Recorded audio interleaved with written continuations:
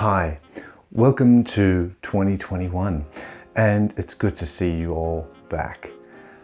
And to start off the year, I'm going to do a list of fragrances that I have repurchased because I believe they are worthy, and I believed that they were worthy when they were around. And that's why I repurchased them, some more than others. And some because I only used up one bottle, I got another one. So without further ado, I'm going to do this list, and I didn't say how many fragrances are in this list, but at the moment, it's looking like it's going to be about 20. Now, 20 for someone who rambles on like me is going to be a very long video, so I'm going to split this into parts. So this is going to be part one. I don't know how many parts it's going to be. I'll just make it palatable as best as I can. So I'm going to start this off, and first of all, I have to mention that I don't do seasons, I don't do best winter fragrances, best summer fragrances. I don't do those because I'm inspired by a quote in this book, which is called Axioms and Digressions by an author called Tiger Mask. What a lovely guy. And axiom number 27, which is right here. And it says, "Of what relevance are the seasons to modern mankind?"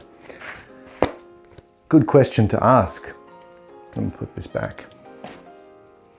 Good question to ask. Of what relevance are the seasons to modern mankind? I thought about that because I was thinking to put this list of fragrances together, and I thought, yeah, what would go with hot weather, cold? I'm like, wait a second, it doesn't really matter. In the mornings, I get up.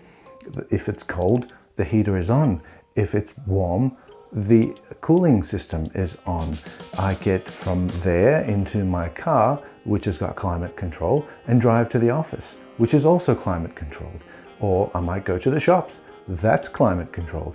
Rarely do we ever step outside. As a matter of fact, most of the world, most of the first world countries and the countries where this kind of lifestyle is prevalent are suffering from a lack of vitamin D. And that's because we don't spend enough time outside in the actual season when there is a season to be had. So with that in mind, I thought, well, yeah, you could technically wear what's supposedly a winter fragrance in the dead of summer, right? Because if all you're doing is hanging out in climate controlled areas, it doesn't really matter what time of the year it is, or whether it's snowing outside or it's beach weather. It doesn't really matter, does it? Unless you're stepping outside, then that's a different ballgame. But to me, all these lists, most of the time I'm spending in climate controlled areas, which is a shame really, but that's just life at this point. It might change later on, hopefully. And so this list is going to be just a list of, so far, 20 fragrances that I have repurchased because they were worthy. I'm not a millionaire or anything like that, so I have to think about my fragrance purchases and think about them hard. So I've given up my money once again. In a previous video, I did mention that I don't like doing the same thing twice.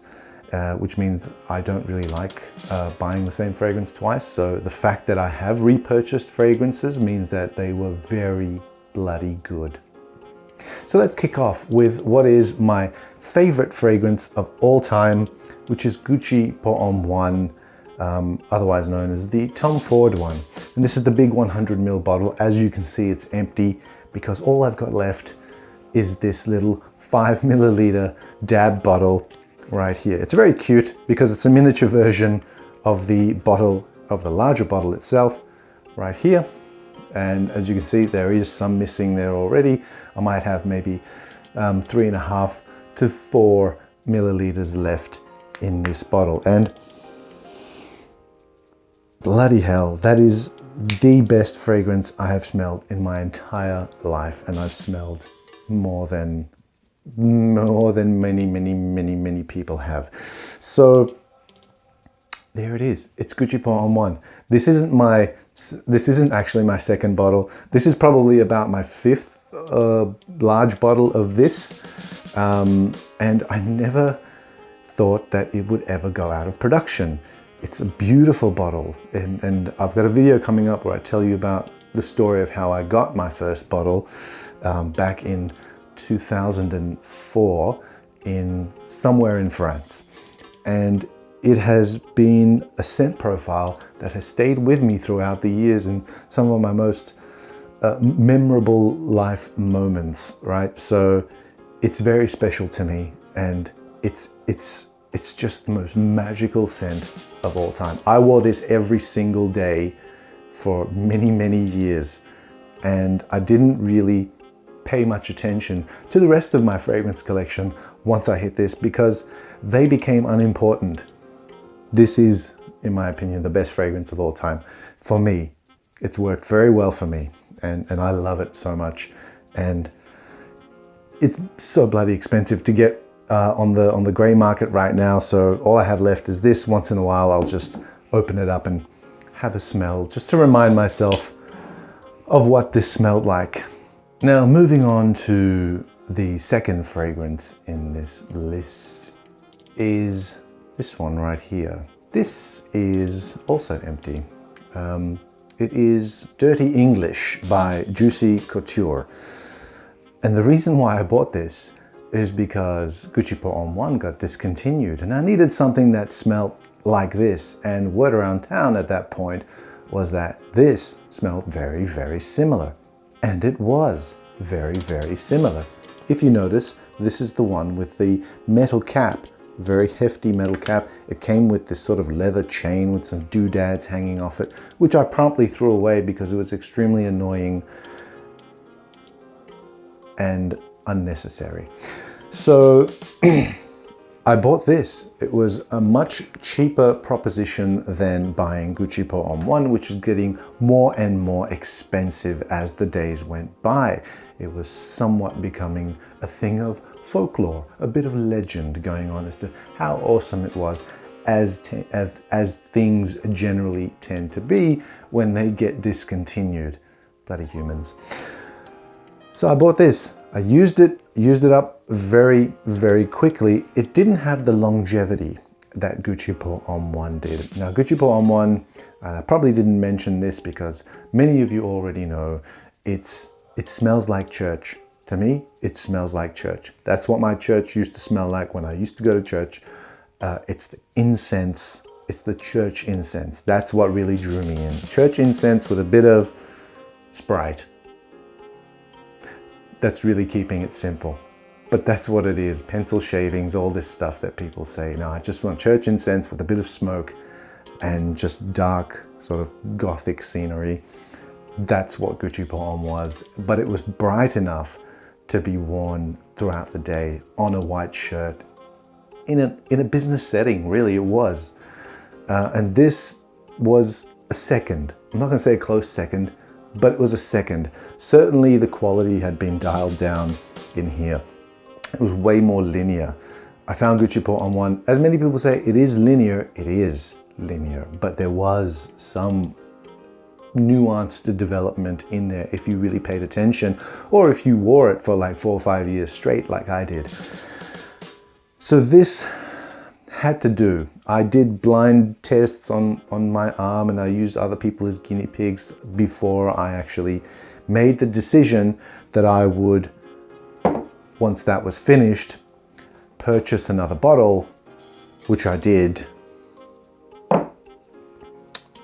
And then when that was finished, I purchased another bottle, which I think this is the last one that I purchased because there's still some left in there, and it is rancid. And when my third bottle was finished, I purchased another one. Now, this last one, this one here, which has got some left in it, is the most recent batch. And as you can see with this one, the cap is now a plastic cap, very lightweight, cheap quality plastic cap. Even the sticker on the front isn't as good as the original bottle was. It didn't come with these little doodads that were hanging off anymore, which is fine by me, but it looks like they wanted to cut some costs. And they also cut some costs with the juice inside. They reformulated this. It is not the same as it used to be, and it sucks. and this bottle sucked to the point that it didn't get finished, and I put it away, never to be worn again. That's it for this one. Stay tuned for the next episode. Thanks for watching. Hold on. I need to mention very quickly that my search for GUCCI Pour Homme 1 continued whilst the prices continued to rise even further to the point where they are now, where they're almost $1,000 for a sealed 100ml bottle. This, however, came into the play a few years back, and this is Bentley for Men Absolute. And apart from being absolutely fantastic and very, very, very similar to GUCCI Pour Homme 1, and also being made by the same perfumer who now makes an exact replica of GUCCI Pour Homme 1 in his own brand of perfumes. Look it up. I'm not going to advertise it for you. This was very nice. I found it a little harder to wear than GUCCI Pour Homme 1. GUCCI Pour Homme 1 had this sparkle in the top that came through the mids. This one is dark all the way through, and it is pungent, whereas that one was more pleasant. So I've still got maybe about 10 or 15 mils left in this bottle, which I can't see. You can't see through this one. It's absolutely black all the way through. I've got about 10 or 15 mils left in this bottle, and when this ends, I'm going to have to repurchase, because otherwise I'm going to have to fork out $1,000 for a bottle of GUCCI Pour Homme 1 again. That's not going to happen. So this is probably going to be on the list to repurchase, but not quite yet. So there you can see how deep my love for GUCCI Pour Homme 1 runs in the search, in the never-ending search for that particular type of scent. Thanks for watching.